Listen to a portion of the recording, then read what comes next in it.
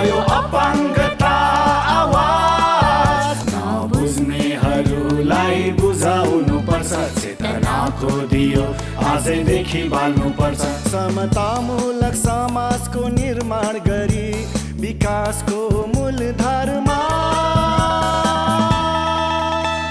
अपाङ्गता भएकालाई ल्याउनु पर्छ आयो अपाङ्गता आवाज। आदरणीय दर्शकवृन्द नमस्कार। कार्यक्रम अपाङ्गता आवाजमा यहाँहरूलाई हार्दिक स्वागत गर्न चाहन्छु। म भूमिकला पौडेल। यो कार्यक्रम सञ्चार तथा सूचना प्रविधि मन्त्रालय र सिबिएमको सहयोगमा नेपाल अपाङ्ग मानवाधिकार केन्द्रले तयार पारेको हो। अपाङ्गता भएका व्यक्तिहरूको 29औं अन्तर्राष्ट्रिय दिवसको अवसर पारेर नेपाल टेलिभिजनको पर्दामा कार्यक्रम अपाङ्गता आवाज लिएर आजबाट हामी उपस्थित भएका छौँ। अपाङ्गता भएका व्यक्तिहरूको सवाल तथा समग्र विकासमा सबै पक्षको ध्यानाकर्षण गराउनका लागि यो कार्यक्रम तयार पारिएको हो। आजको कार्यक्रममा हामीले एउटा विशेष रिपोर्ट तथा अन्तर्वार्तात्मक सामग्री हाम्रो 5 प्रश्न लिएर उपस्थित भएका छौँ। आदरणीय दर्शकवृन्द, आज डिसेम्बर 3 तारिक यो दिनलाई अपाङ्गता भएका व्यक्तिहरूको अन्तर्राष्ट्रिय दिवसको रूपमा मनाइन्छ। त्यसैले आजको कार्यक्रममा हामी यसै दिवसबारे एउटा विशेष रिपोर्ट प्रस्तुत गर्दैछौँ। संयुक्त राष्ट्रसङ्घले अपाङ्गताको सवाललाई विकासको विषय हो भनी विश्वभरि परिचित गराउनका लागि आफ्ना सदस्य राष्ट्रहरूलाई आह्वान गरेपछि सन् 1992 देखि संसारभरि नै हरेक वर्ष डिसेम्बर 3 तारिकका दिन अपाङ्गता भएका व्यक्तिहरूको अन्तर्राष्ट्रिय दिवस मनाइन्छ। नेपालमा पनि प्रत्येक वर्ष विभिन्न कार्यक्रमहरू गरी यो दिवस मनाइन्छ। साथै विभिन्न क्षेत्रबाट अपाङ्गता क्षेत्रको विकासका लागि काम गर्न भनेर प्रतिबद्धताहरू पनि व्यक्त गरिएको हुन्छ। तर व्यावहारिक रूपमा त्यसको कार्यान्वयन हुन नसक्दा अपाङ्गता भएका व्यक्तिहरू ढुक्क हुन सकेका छैनन्। अपाङ्गता भएका व्यक्तिहरूको लागि राज्यले वितरण गर्दै गरेको सुविधाहरू भत्ताहरू चाहिँ काटिएको भनेर कति सुनिन्छ। यस्तो चाहिँ नहोस्, अझ यसलाई चाहिँ बढावा दिँदै वृद्धि गर्दै गइयो भनेदेखि जीविकोपार्जन गर्नको लागि केही सहयोग हुन सक्थ्यो। अनि अपाङ्गता भएका व्यक्तिहरूलाई पनि आफूमा पनि म केही छु है, मेरो पछाडि सरकार छ, सम्बन्धित निकाय छ भन्ने चाहिँ त्यो एउटा मनोबल बढ्थ्यो नि त। त्यसले गर्दाखेरि पनि राज्यले चाहिँ विशेष ध्यान दिनुपर्छ जस्तो लाग्छ। अपाङ्गता भएका व्यक्तिहरूको अधिकारका लागि विश्वव्यापी रूपमा नै काम गर्न भनेर संयुक्त राष्ट्रसङ्घले सन् 1982मा 10 वर्षीय कार्ययोजना पारित गर्यो। यसपछि बिस्तारै संसारभरि नै अपाङ्गताको सवालमा बहस हुन थाल्यो। फलस्वरूप नेपालमा पनि अपाङ्गता भएका व्यक्तिहरूको अधिकारका बारेमा वकालत गर्न भनेर विभिन्न सङ्घ संस्थाहरू स्थापना भए। अपाङ्ग मानवाधिकार केन्द्र चाहिँ अपाङ्गतै भएका व्यक्तिहरूको सोच विचार र उहाँको परिकल्पनाबाट चाहिँ यो संस्था 2056 सालमा अपाङ्गता भएका व्यक्तिको अधिकार हक हितको लागि चाहिँ यो स्थापना भएको संस्था हो। यस संस्थाले अपाङ्गता भएका व्यक्तिहरूको चाहिँ हक अधिकारको संरक्षण गरिरहेको छ, जसका कारण आज समाजमा यो अपाङ्गता भएको चाहिँ व्यक्तिहरूलाई हेर्ने सोच विचार र दृष्टिकोणहरूमा चाहिँ सकारात्मक रूपमा चाहिँ परिवर्तन आएको छ। कोभिड-19 पश्चातको उत्कृष्ट पुनरागमनको सुनिश्चितता, अपाङ्गता भएका व्यक्तिहरूको पहुँच र दिगो विकासका लागि हामी सबैको प्रतिबद्धता भन्ने यस वर्षको राष्ट्रिय मूल नाराका साथ आज नेपालमा पनि भर्चुअल विधिबाट अपाङ्गता भएका व्यक्तिहरूको 29औं अन्तर्राष्ट्रिय दिवस मनाइँदैछ। अपाङ्गता भएका व्यक्तिहरूको सवालमा काम गर्नका लागि सबै सरकारवालाहरूको एकमुष्ट ध्यानाकर्षण गराउन यो दिवसले अत्यन्तै सहयोग गरेको छ। अपाङ्गता भएका व्यक्तिहरूको अन्तर्राष्ट्रिय दिवस जुन हामीले मनाउँछौँ, यसको मुख्य सार्थकता के हो भने यो अवसर पारेर, यो मौका पारेर अपाङ्गता भएका व्यक्तिहरूको अधिकारको सन्दर्भमा हामी छलफल गर्छौँ। उनीहरूको सशक्तिकरणको कुरालाई चाहिँ हामी उठाउँछौँ र अपाङ्गता भएका व्यक्तिहरूको हक अधिकारको प्रवर्धनका लागि यो अन्तर्राष्ट्रिय अपाङ्गता भएका व्यक्तिहरूको दिवस चाहिँ मनाउनुको खास कारण चाहिँ त्यो हो। संयुक्त राष्ट्रसङ्घले सन् 1983 देखि सन् 1992 को अवधिलाई विश्व अपाङ्गता दशकको रूपमा घोषणा गर्यो र दशकको समापनको अवसर पारेर सोही वर्षदेखि नै विश्वव्यापी रूपमा अपाङ्गता भएका व्यक्तिहरूको अन्तर्राष्ट्रिय दिवस मनाउन थालियो। त्यसैले यो दिवसको अत्यन्तै महत्त्व रहेको छ। यस्ता अपाङ्गता दिवसका कार्यक्रमहरूले अपाङ्गता सम्बन्धी जनचेतना फैलाउनुको साथसाथै समाजमा अपाङ्गता भएका व्यक्तिहरूप्रति हेर्ने दृष्टिकोणमा पनि सकारात्मक परिवर्तन भएको अनुभव गरिएको छ र यस्ता कार्यक्रमहरूले निरन्तरता पाइस अपाङ्गता भएका व्यक्तिहरूलाई पनि अन्य व्यक्ति सरहको व्यवहार चाहिँ गरियोस् भन्ने अपेक्षा राख्दछु। अपाङ्गता भएका व्यक्तिहरूको सवाललाई विकासका अन्य सवालहरू जस्तै प्राथमिकतामा राखी समग्र विकासको मूल प्रवाहमा समावेश गर्नका लागि कुनै एक पक्ष वा निकायको मात्र नभई सबै क्षेत्रबाट हातेमालो गरी अघि बढ्नुपर्ने हुन्छ। नेपालका 30 लाखभन्दा बढी अपाङ्गता भएका व्यक्तिहरूको आवाजको रूपमा जुन चाहिँ पहिला रेडियोमा थियो अब चाहिँ टेलिभिजनको मार्फत पनि पुग्दैछ, जसले गर्दा नेपालमा रहेका अपाङ्गता भएका व्यक्तिहरूको अधिकार सुनिश्चित गर्नेछ। र यही कार्यक्रममा CBM इन्टरनेसनल पनि यसको केही साझेदार बन्न सकेको छ र अझै अपाङ्गता भएका व्यक्तिहरूसँग सम्बन्धित विभिन्न कार्यक्रमहरूमा चाहिँ सहकार्य गर्दै जानेछौँ भन्ने मैले विश्वास लिएको छु। वास्तवमा यो कोभिडको कारणले हामी सबैजना असरमा छौँ र अपाङ्गता भएका व्यक्तिहरू त्यो पनि हामी जस्तो विकासशील मुलुकमा चाहिँ अझै धेरै समस्यामा पर्नुभएको छ र हामी सबै मिलेर हातेमालो गर्नुपर्नेछ र जसले गर्दा अपाङ्गता भएका व्यक्तिहरूको डेभलपमेन्टको अथवा चाहिँ विकासको जुन प्रोसेस छ त्यो चाहिँ अझै राम्रो, अझै समृद्ध रूपमा चाहिँ हामीले शिक्षा, स्वास्थ्य, रोजगारी, मानवाधिकार यो सबै कुरामा चाहिँ हामी हेर्न सकौँ। त्यसकारणले हामीले हातेमालो गर्नुपर्नेछ, हामीले नेपाल सरकारसँग हातेमालो गर्नुपर्नेछ, हामीले अपाङ्गता भएका व्यक्तिहरूका संस्थाहरूसँग हातेमालो गर्नुपर्नेछ र आशा गर्छु यो दिवसले त्यसलाई थप सार्थक बनाउनलाई चाहिँ सहयोग गर्नेछ। अपाङ्गता भएका व्यक्तिहरूको अधिकार सुनिश्चित गर्नका लागि नेपालमा अपाङ्गता भएका व्यक्तिहरूको अधिकार सम्बन्धी ऐन पनि आइसकेको अवस्था छ भने सरकारी तवरबाट विभिन्न कार्यक्रमहरू पनि सञ्चालित छन्। तर पनि अपाङ्गता क्षेत्रको विकास अझै पनि पछाडि परिरहेको छ। त्यसैले अपाङ्गता भएका व्यक्तिहरूको समग्र विकासका लागि सरकारले अझै ध्यान दिनुपर्ने आवश्यकता छ। अपाङ्गता भएका व्यक्तिहरूको 29औं अन्तर्राष्ट्रिय दिवसको म शुभकामना व्यक्त गर्न चाहन्छु। अपाङ्गता भएको व्यक्तिलाई जति पनि कानुन निर्माण भएको छ 2047 सालको संविधान निर्माण भइसकेपछि भएको छ। अहिलेको संविधानमा पनि अपाङ्गता भएका व्यक्तिहरूको लागि संविधानलाई मौलिक हकको रूपमा त्यसलाई हामीले राखेका छौँ। त्यस्तै अपाङ्गताको पनि वर्गीकरण गरेर अपाङ्गता भएका व्यक्तिहरूलाई भत्ता दिने व्यवस्था गरेको छ र उहाँहरूलाई चाहिँ सहायक सामग्रीहरू पनि नेपाल सरकारले वितरण गर्ने काम भएको छ। यो कोभिड-19ले गर्दाखेरि विगत वर्षहरू चाहिँ हामीले भव्य र सभ्य तरिकाले चाहिँ यस वर्ष कार्यक्रम मनाउन सकेन। तर यसलाई भर्चुअल मार्फत भए तापनि हामी जसरी अपाङ्गता भएका व्यक्तिहरूले जसरी सहज रूपले आफ्नो जीवनयापन गरिरहेछ, अपाङ्गता भएका व्यक्तिहरूलाई त्यसमा कठिन भएको छ। उहाँहरूलाई चाहिँ महसुस नहोस् हामी अपाङ्गता भएका व्यक्ति हो भनेर सरकारले उहाँहरूलाई हामीले विभिन्न प्रकारको सिपहरू दिएर कसरी आम्दानी इन्कम जेनेरेटिङ प्रोग्रामहरू कसरी दिने, जसले गर्दा उहाँहरूले आफ्नो रोजगारी गरेर खान सकोस् त्यो कार्यक्रमहरू दिनुपर्छ, जसले गर्दा उहाँहरू आत्मनिर्भर होस् आर्थिक मामलामा। त्यस प्रकारको वातावरण हामीले बनाउँदै जानुपर्छ। राष्ट्रिय रूपमा अन्तर्राष्ट्रिय रूपमा कस्ता योजनाहरू ल्याउने त्यो हिसाबको ठोस कार्यक्रम आगामी दिनमा लिएर जानुपर्छ। कार्यक्रमको दोस्रो चरणमा अब हामी हाम्रो 5 प्रश्न लिएर उपस्थित भएका छौँ।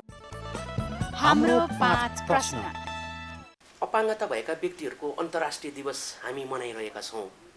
आज हाम्रो माझ महिला बालबालिका तथा ज्येष्ठ नागरिक मन्त्रालयका सचिव एम कुमारी खतेवडा हुनुहुन्छ।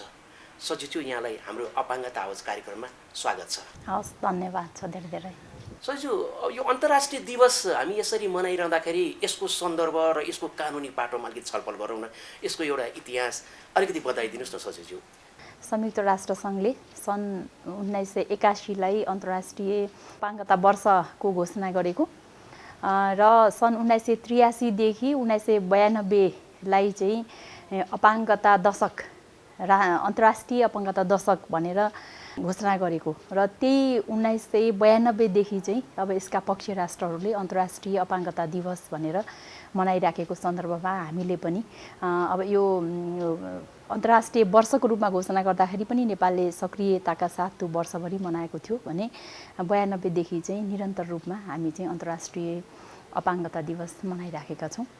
अपाङ्गता भएका व्यक्तिहरूको अधिकार सम्बन्धी महासन्धि 2006 त्यसलाई चाहिँ हामीले अनुमोदन गरिसकेको अवस्था छ र नेपालको संविधान 2072मा अपाङ्गता भएको व्यक्तिहरूका हक अधिकारलाई मौलिक हकमा राखिएको र ती संविधानको मर्म र भावना अनुसार अपाङ्गता भएका व्यक्तिहरूको अधिकारको सुनिश्चित गर्नका लागि अपाङ्गता अधिकार सम्बन्धी ऐन 2074 र अहिले नियमावली 2077 चाहिँ कार्यान्वयनमा छ र योसँग सम्बन्धित विभिन्न किनभने यो धेरै क्रस कटिङ विषय छ। अपाङ्गताको कुरो गर्ने बित्तिकै अपाङ्गता भएका व्यक्तिहरूको शिक्षा स्वास्थ्य रोजगारी उहाँहरूको मनोरञ्जनका विषयहरू धेरै क्रस कटिङ अरू मन्त्रालयहरूसँग पनि सम्बन्धित छ र अरू मन्त्रालयका ऐन नियमसँग पनि यसले चाहिँ सरोकार राख्छ र कानुन ऐन अनुसार चाहिँ अपाङ्गता भएका व्यक्तिहरूका अधिकारका सुनिश्चितता गर्ने कुरामा त्यही अनुसारको बजेट कार्यक्रम चाहिँ राखेर हामीले कार्यान्वयन गरिराखेका छौँ। जस्तो आज अन्तर्राष्ट्रिय दिवसको पावन अवसरमा हाम्रो तमाम दर्शकहरू अपाङ्गता भएका व्यक्ति तिनका अभिभावकहरूलाई यो हाम्रो मन्त्रालय हाम्रो अभिभावकत्वकरण गर्ने मन्त्रालय भन्छौँ हामी हाम्रो मातृ मन्त्रालयको हैसियतमा के कस्ता कार्यक्रमहरू अहिले सञ्चालनमा छन् र अर्को कुरा चाहिँ आगामी दिनमा पनि केही कार्यक्रमहरू कुनै नयाँ त्यस्ता कार्यक्रमहरू र आगामी दिनको लागि पनि कस्तो कार्यक्रमहरूको यहाँहरूले सोचमा हुनुहुन्छ यहाँहरू योजनामा हुनुहुन्छ अलिकति हाम्रो दर्शकहरूलाई बताइदिनुहोस्। हस् धन्यवाद। अब सर्वप्रथम त म यो अन्तर्राष्ट्रिय अपाङ्गता दिवसको अवसरमा सम्पूर्ण दाजुभाइ दिदीबहिनीहरूमा हार्दिक शुभकामना व्यक्त गर्दछु। त्यसमा पनि अपाङ्गता हुनुभएका दाजुभाइ दिदीबहिनी सबैमा मेरो हार्दिक शुभकामना छ र यो क्षेत्रमा लाग्नुहुने जुन अपाङ्गताको हक अधिकार सुनिश्चित गर्ने सन्दर्भमा लाग्नुभएका सम्पूर्ण सङ्घ संस्थाहरूलाई पनि हार्दिक धन्यवाद पनि दिन चाहन्छु उहाँहरूको प्रयासका लागि र सबैलाई शुभकामना व्यक्त गर्न चाहन्छु।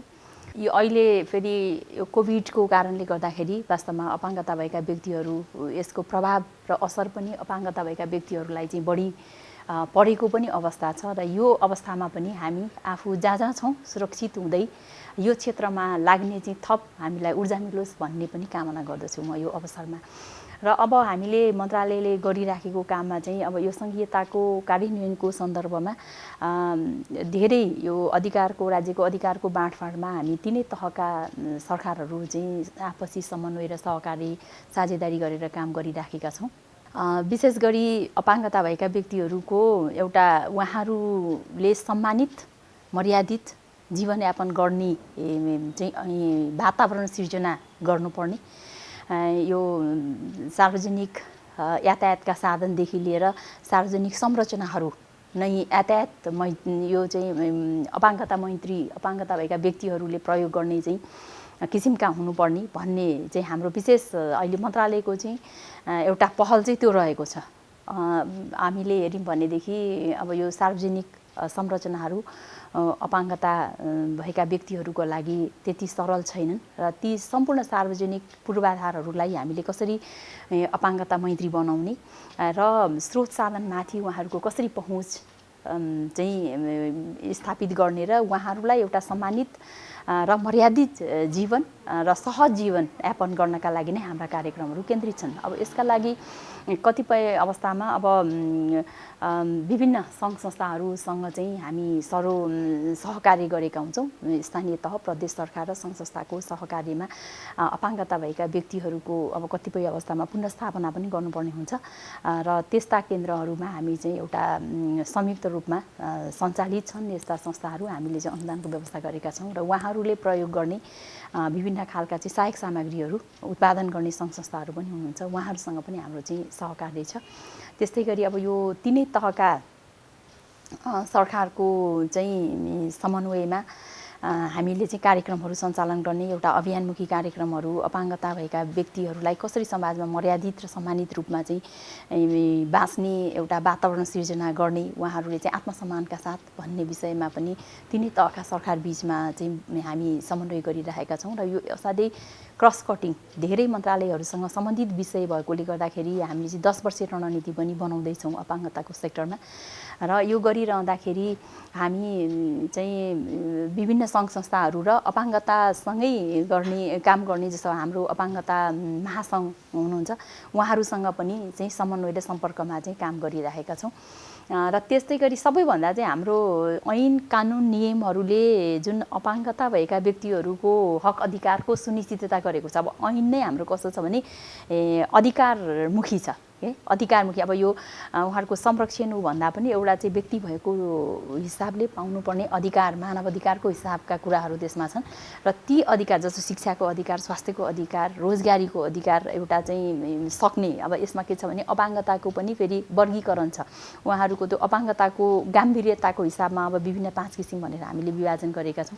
अपाङ्गताको प्रकृति अनुसार पनि 10 किसिमले चाहिँ डिफाइन गरेको छ र ऐन यति धेरै चाहिँ फराकिलो र अधिकारमुखी छ कि वास्तवमा ऐनले दिएका यी अधिकारहरूलाई चाहिँ कसरी उहाँहरू समक्ष पुर्याउने र साँच्चीकै व्यवहारमा चाहिँ यो लागू गर्ने भन्ने चाहिँ एक किसिमले मन्त्रालय चाहिँ यिनै ऐन कानुनहरूको चाहिँ कार्यान्वयन पक्षमा नै अहिले जोड दिएको छ र यो गरिरहँदाखेरि तिनै तहका सरकारहरूमा यी इस्युहरूलाई अपाङ्गताका सवालहरूलाई चाहिँ संस्थागत गर्ने प्रदेश र स्थानीय तहमा संस्थागत गर्ने यसलाई चाहिँ आन्तरिकीकरण गर्ने र मूल प्रवाहीकरण गर्नेमा चाहिँ मैले अलिकति हजुरलाई सानो अर्को कुरा जोड्न चाहेँ। जस्तो ऐन अधिकारमुखी पनि आयो हामी खुसी पनि छौँ भनी अपाङ्गता जगतको आम धारणा छ। सँगसँगै ऐनको मर्मअनुसार नियमावलीमा हामीले पाइराखेको अपाङ्गता भएका व्यक्तिहरूले पाइरहेको कुराहरू गुमेर केही कुराहरू बिग्रेर आयो अथवा हटेर आयो अथवा छुटेर आयो भन्ने कुराहरू छ। यसलाई त अब यहाँले आगामी दिनमा मन्त्रालयको चाहिँ नि तहबाट कसरी अगाडि बढाउनुहुन्छ। सँगसँगै मैले अर्को के सोधेँ भने अपाङ्गता भएका व्यक्तिहरूको अन्तर्राष्ट्रिय महासन्धि जुन अघि भन्नुभयो नेपाल पक्ष राष्ट्र भयो र हामीले प्रतिवेदन पनि हामीले चाहिँ नि संयुक्त राष्ट्रमा पनि गरिसक्यौँ। त्यो संयुक्त राष्ट्रबाट नेपाल सरकारलाई केही सिफारिसहरू जुन नेपाल सरकारले गर्नुपर्छ अपाङ्गताको क्षेत्रमा भनेर केही सिफारिसहरू पनि गरेको छ। सँगसँगै केही अब निर्देशिकाहरू होइन अब यहाँ अहिले त यो के को कुरा आएको छ भने सहायक सामग्री वितरणको निर्देशिकाको चाहिँ एउटा चाहिँ मापदण्ड बनाउने भन्ने कुरा पनि आइराखेको छ। यो कुन अवस्थामा पुगेको छ अब अलिकति बताइदिनुहोस् न। अलिकति अब नियमावलीको सम्बन्धमा ऐन अनुसार नियमावलीमा चाहिँ एक किसिमले के परेको छ भनेर हामीले चाहिँ अपाङ्गता महासङ्घसँग बसेर पनि छलफल पनि गऱ्यौँ एक राउन्डमा। अब त्यसबाट पनि केही निचोडहरू हामीलाई सुझावहरू आएका छन् नियमावलीमा यो संशोधन गर्नुपर्छ भनेर र यसलाई अहिले हामीले रिभ्यू गर्दैछौँ होइन। अब त्यो चाहिँ हामी त्यसमा चाहिँ यो समसामयिक रूपमा संशोधन गर्नुपर्ने कुरोमा चाहिँ त्यसलाई हेरेर अगाडि बढाउँछौँ। अब अपाङ्गता महासङ्घसँग हामी फेरि पनि बस्छौँ एकचोटि कुन कुराहरू चाहिँ किनभने अब भर्खरै नियमावली आएको छ यसलाई चाहिँ कार्यान्वयनमै नगरिकन चाहिँ संशोधन गर्न पनि त्यति उपयुक्त नहोला होइन। र अब पहिला आएका कुराहरू त्यसमा भएका राम्रा कुराहरू पनि त कार्यान्वयन हुन बाँकी छ नि त।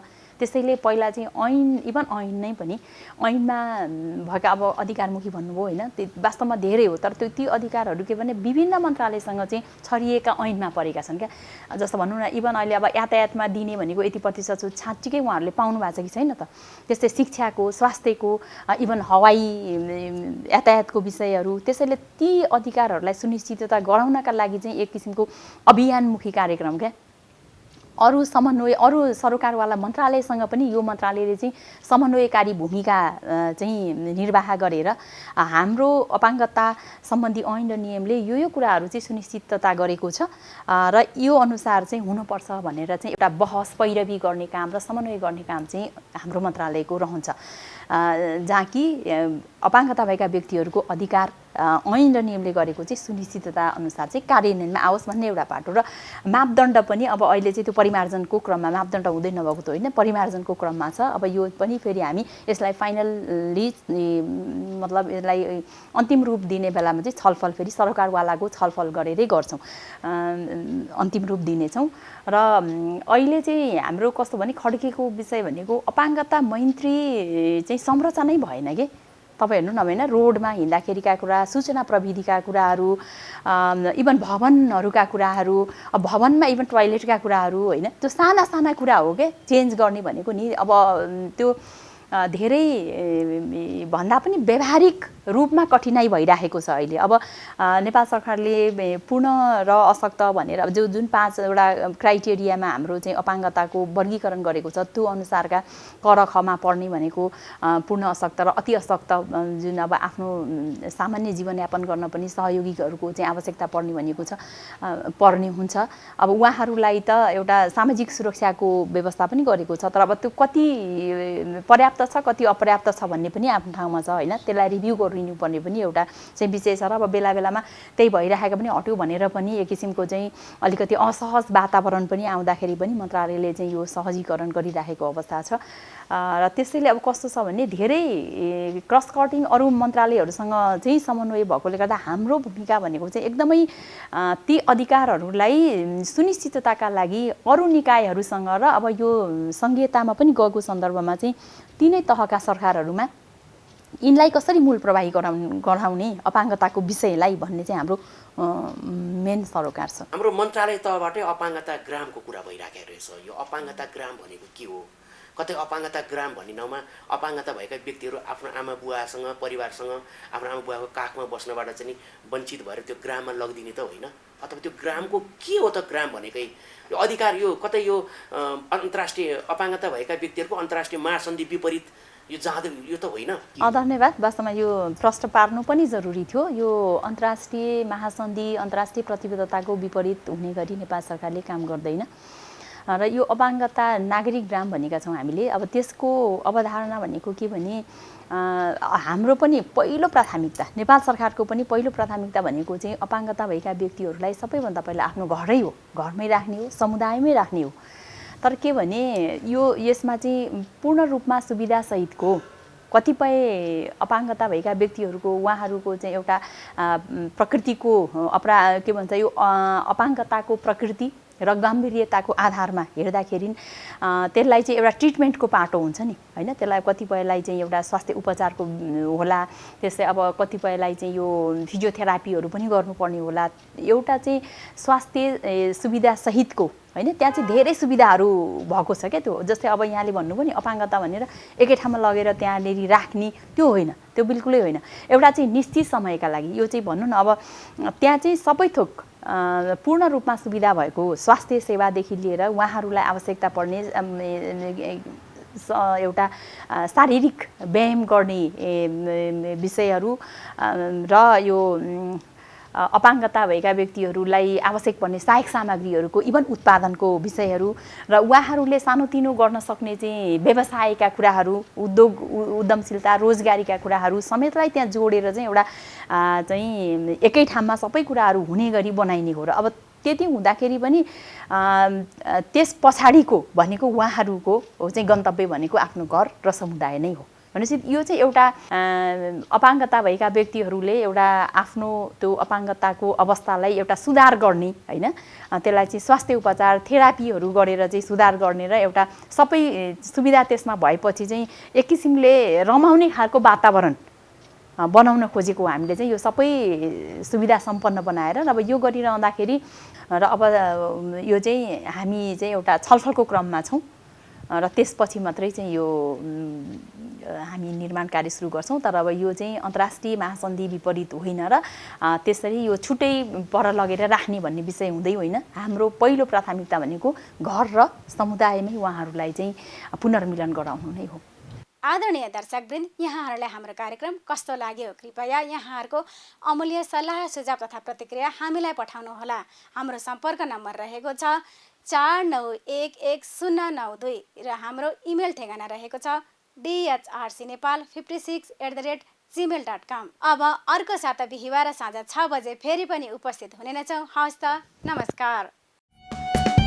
आयो अपाङ्गता आवाज, नबुझ्नेहरूलाई बुझाउनु पर्छ, चेतनाको दियो आजैदेखि बाल्नु पर्छ। समतामूलक समाजको निर्माण गरी विकासको मूलधारमा